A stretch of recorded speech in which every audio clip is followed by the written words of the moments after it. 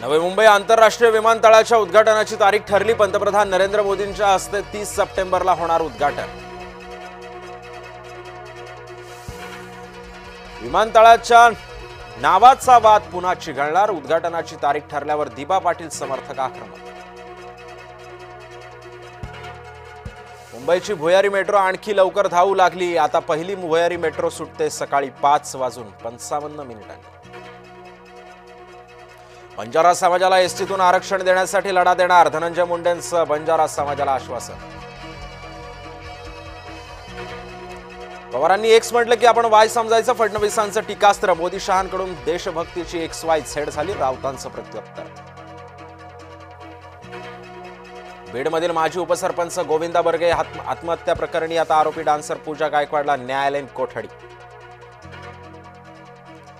कल्याणच्या पटेल मार्टमध्ये मराठी बोलण्यावरून वाद। मी मराठी बोलणार नाही म्हणत महिला कर्मचाऱ्याची सामाजिक कार्यकर्त्यासोबत आरेरावी। पूजा खेडकरच्या बंगल्यात 2 तास झाडाझडती। पोलिसांच्या हाती लागले 4 ते 5 मोबाईल फोन्स। मोबाईल फोन घरात ठेवून खेडकर कुटुंबीय पसार। भाजपचे माजी नगरसेवक उद्धव निमसेला अटक। राहुल धोत्रेच्या हत्याकांड प्रकरणी गुन्हा दाखल। पोलिसांची 4 पथकंही होती निमसेच्या मागावर। सर्वोच्च न्यायालयाचा वंताराला दिलासा। वंतारावरील आरोप सर्वोच्च न्यायालयाने फेटाळले। प्राण्यांच्या बेकायदेशीर खरेदीचा होता वंतारावर आरोप। उद्धव ठाकरे मुख्यमंत्री असताना भारत पाकिस्तान सामने झाले। गृहराज्यमंत्री योगेश कदमांचं संजय राऊतांना आव्हान।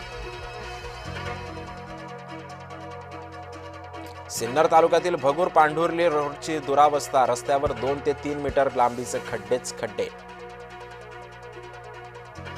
शिरूर तालुक्यामध्ये जोरदार पावसामुळे जनजीवन विस्कळीत। सततच्या पावसामुळे शेतमालाचंही मोठं नुकसान।